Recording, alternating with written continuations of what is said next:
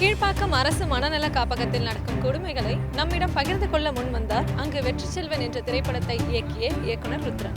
இந்த மனநல காப்பகம் அரசியல் பெரும்புள்ளிகளால் தங்கள் அரசியல் எதிரிகளை பழிவாங்க உதவும் கொடுமையான சிறைச்சாலையாகவும் கூறப்படுகிறது. இயக்குனர் ருத்ரன் கீழ்ப்பாக்கம் அரசு மனநல காப்பகத்தில் நடப்பது என்ன என்பதை கூறுகிறார் பாருங்கள்.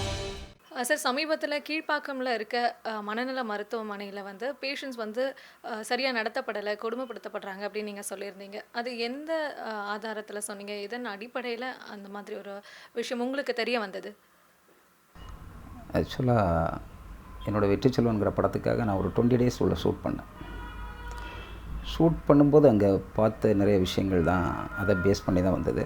பட் அந்த வாட்ஸ்அப் மெசேஜில் கூட 1-2 விஷயங்கள் ஓவர் டூ பண்ணியிருந்தாங்க. இப்போ ட்ரீட்மெண்ட்னு பார்த்திங்கன்னா, பொதுவாக நம்ம ஒரு மனநோயாளிங்கனாலே நம்ம பார்வை தப்பாக இருக்குது. அவங்கள பார்க்கும்போதே ஒரு தீவிரவாதி, ஒரு கொடுமையானவங்க அப்படி தான் பார்க்குறோம். ஆனால் நீங்கள் எப்போ ஒன்ஸ் மெண்டல் ஹாஸ்பிட்டலுக்குள்ளே என்ட்ரு ஆகும்போது நான் உணர்ந்த உணர்வுகள் என்னென்னா, அவங்க நம்மளை விட சாஃப்டாக இருக்கிறாங்க. அவங்களோட உறவுகளை பார்க்க ஆசைப்படுறாங்க. அதாவது சின்ன வயசில் பிள்ளைங்களை விட்டுட்டு உள்ளே வந்திருப்பாங்க, அப்பா அம்மாவை பிரிஞ்சு உள்ளே வந்திருப்பாங்க. இன்றைக்கி அவங்க எல்லாருமே குணமாகி அவங்க பேரண்ட்ஸு குழந்தைகளை பார்க்க ஆசைப்படுறாங்க. ஸோ யாராலையும் பார்க்க முடியல. இதுக்கு நாம் ஒன்ஸ் உள்ள என்ட்ராயிட்டாங்கனாலே அவங்களோட ட்ரீட்மெண்ட்லேயே ஆட்டோமேட்டிக்காக குணமாகிடுது. அந்த ட்ரீட்மெண்ட் கொஞ்சம் ரஃப்பான ட்ரீட்மெண்ட்டாக தான் இருக்குது. ஏன் பார்த்தீங்கன்னா, இவங்க ஏதாவது ஒரு சின்ன தவறு, அதாவது நான் ஒரு நாள் அங்கே ஷூட் நடந்துட்டு இருக்கும்போது கண்ணுக்கு முன்னாடி பார்த்த ஒரு சம்பவம் என்னென்னாக்கி, ஒருத்தர் என்னை வீட்டுக்கு போனால் அம்மா பார்க்கணும் அப்பா பார்க்கணும் கதறிட்டு இருக்கும்போது 2-3 பேர் வந்தாங்க. வந்து போட்டு வார்டன்ஸ் அடித்தாங்க. இதே கண்ணுக்கு முன்னாடி நடந்த சம்பவங்கள். இந்த மாதிரி அவங்கள மிரட்டி தான் வச்சுருக்காங்களே தவிர பட் ஆனால் ஒரு மெண்டல் ஆக்டிவிட்டீஸுங்கிறது எதையுமே நம்ம அவங்கள்ட்ட பார்க்க முடியல. எல்லாருமே ரொம்ப சாஃப்டாக இருக்கிறாங்க, அமைதியாக இருக்கிறாங்க. இப்போ அங்கேயே பார்த்தீங்கன்னாக்கி ஃபுட்டுலேருந்து எல்லாமே இவங்க தான் சர்வ் பண்ணுறாங்க. சின்ன சின்ன வேலைகள் எல்லாமே இவங்க பண்ணுறாங்க. இதில் ஒரு விஷயந்தான் பார்த்திங்கன்னா, ஒரு நாள் கார்டனிங் பண்ணிகிட்டு இருந்தாங்க. கடப்பாறை மண் வச்சு தோண்டி செடிலாம் நட்டுட்ருக்குறாங்க. ஸோ அந்தளவுக்கு க்யூராக இருக்கிறாங்க. நாம் இந்த சமூகம் அவங்கள மனநலம் பாதிக்கப்பட்டவன்னு ஒரு தப்பான கண்ணோட்டத்தில் பார்க்குறது தப்புங்கிறது தான் என்னோடய பாயிண்ட் ஆஃப் வியூ. ஸோ ஒரு 4 சுவருக்குள்ளே அவங்க வாழ்க்கை முடியுது. ஒரு 4 பேரை மீட் பண்ண முடியலை, 4 மனுஷங்களை பார்க்க முடியலை. இன்னொரு ஆதங்கம் என்னென்னு பார்த்தீங்கன்னா, இப்போது கீழ்ப்பாக்கம் மெண்டல் ஹாஸ்பிட்டலில் உள்ள பத்திரிகையாளர்கள் யாருமே அலோவ் பண்ணுறதில்ல. உங்களுக்கே தெரியும், நல்லா தெரியும். மீடியா பீப்புள்ஸ் யாருமே அலோவ் பண்ணுறதில்ல. மீடியா பீப்புள்ஸை உள்ள அலோவ் பண்ணணும். அதேபோல் பெரிய பெரிய ஆட்கள், இப்போ பார்த்திங்கன்னா பெரிய பெரிய செலிப்ரிட்டிஸ், கமல், ரஜினி, விஜயகாந்த், அப்புறம் விஜய், அஜித், நேட்டு சூர்யா, விக்ரம், சிவகார்த்திகேயன், இப்படின்னு இருக்கிற பெரிய செலிப்ரிட்டிஸ்னால் அவங்கள போய் பார்க்கும்போது அவங்களோட உணர்வுகளை இவங்க கூட ஷேர் பண்ணிக்கும்போது, இப்போ நீங்களோ நானோ ஒரு மீடியாவில் பேசுகிறதில் அதை யாரும் அதை எல்லாரோட அட்டென்ஷன் அங்கே திரும்ப போகிறதில்ல. ஆனால் இவங்க ஒரு விஷயத்த பேசுனாங்கன்னா அது அவங்களுக்கு ரொம்ப சப்போர்ட்டிவாக இருக்கும். சரி, இப்போ நீங்கள் சொன்னீங்க 20 நாள் அங்கே ஷூட் பண்ணுவீங்க அப்படின்னு சொல்லி. ஸோ நீங்கள் அந்த 20 நாள் அங்கே இருக்கும்போது அது எந்த மாதிரி சூழலாக இருந்துச்சு? குறிப்பிட்ட முறையில் சொல்ல முடியுமா சார்? அவங்க எப்படி ட்ரீட் பண்ணப்பட்டாங்க அப்படின்னு?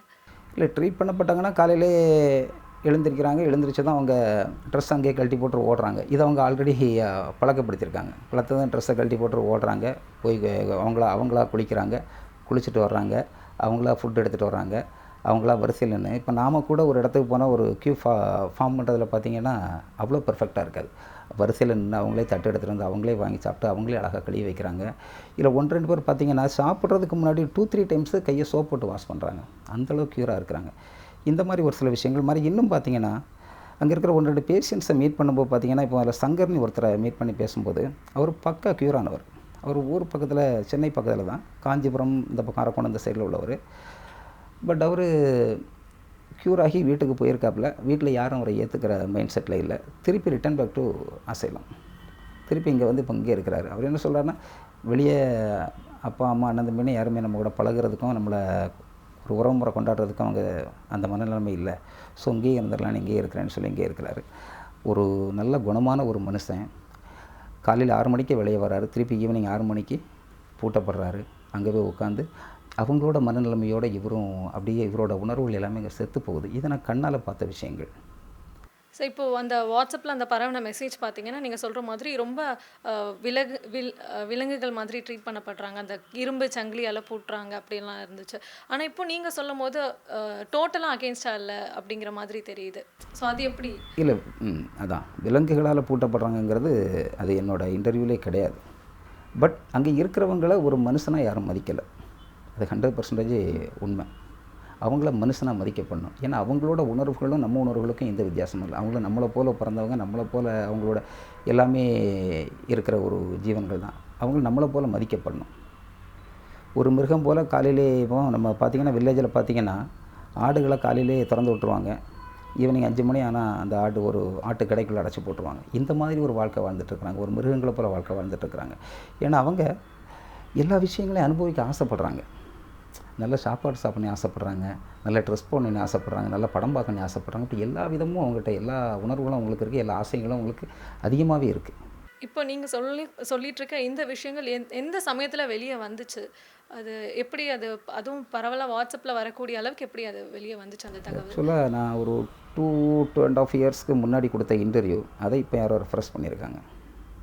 ஸோ அதான் ஆக்சுவலி அடுத்து நான் அதுதான் கேட்க வந்தேன். வெற்றிச்செல்வன் படம் வந்து இத்தனை நாட்கள் கழித்து இந்த தகவல் வெளியே வர்றதுக்கு காரணம் என்ன அப்படின்னு.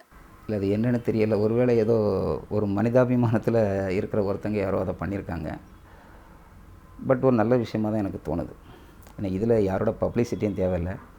பட் இப்படி ஒரு ஜீவன்கள் கஷ்டப்படுறத 4 பேர் தெரிஞ்சுக்கணும். நாம் அந்த அவங்களோட உணர்வுகளை புரிஞ்சுக்கணும். நாமங்கிறத விட எல்லா பொதுமக்களும் புரிஞ்சு அவங்களுக்கு அதை ஹெல்ப் பண்ண ட்ரை பண்ணணும்னு. ஆக்சுவலாக எல்லாருமே வாட்ஸ்அப் இன்றைக்கி எல்லாருமே வாட்ஸ்அப் யூஸ் பண்ணுறாங்க, எல்லாருமே படிக்கிறாங்க. கீழ்ப்பாக்கு மணால காப்பகத்தில் இவ்வளோ விஷயங்கள் இருக்கா, நீ எல்லோரும் ஒரு தடவை மற்றவங்கள்ட்ட ஷேர் பண்ணிக்கிறாங்க. ஸோ இது ஒரு ஆரோக்கியமான விஷயமாக தான் எனக்கு தோணுது.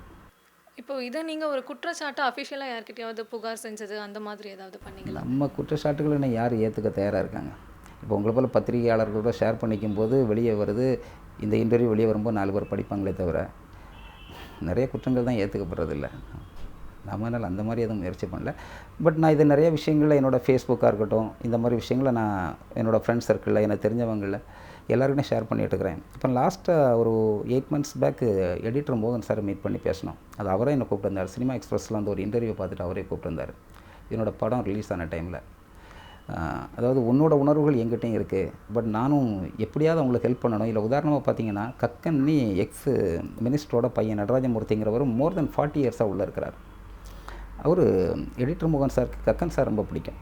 ஸோ கக்கன் சாரோட பையன் உள்ளே இருக்கானா, நம்ம அவனுக்கு எதாவது ஹெல்ப் பண்ணணுன்னு ட்ரை பண்ணுறாங்க. பட் நிறைய பேரை பார்க்குறாங்க, பேசுகிறாங்க. பட் எதுவும் அதுக்கு மேலே அடுத்த ஸ்டெப் மூவ் பண்ண முடியல. ஸோ எல்லாருமே ஒரு ஸ்டேஜில் டயர்ட் ஆகிறோம். ஒரு தனி மனுஷன் டயர்ட் ஆகிறதுக்கு இது எல்லா பொதுமக்கள்கிட்ட இருந்து இதனால் ஒரு ஹெல்ப் இருந்ததுன்னா கண்டிப்பாக அவங்களுக்கு ஒரு பெரிய அளவில் திருப்தி இல்லைனா கூட ஒரு சின்ன அவங்க லைஃப்பில் ஒரு சின்ன இம்ப்ரூவ்மெண்ட் இருக்கும். இப்போ இது தொடர்பாக வேறு யாரெல்லாம் உங்ககிட்ட பேசினாங்க சார்? இல்லை பேசியிருக்கிறதுனா மோகன் சார் பேசினாங்க. மற்றபடி இன்றைக்கி எல்லாருமே இன்றைக்கி இருக்கிற சிச்சுவேஷனில் தன்னோட பிரச்சனைகளே ஃபேஸ் பண்ண முடியலை. அவங்க யாருமே பெரிய அளவில் இன்ட்ரெஸ்ட் எடுத்துக்கிறதில்ல. ஸோ இதுதான் உண்மை. Okay sir, thank you.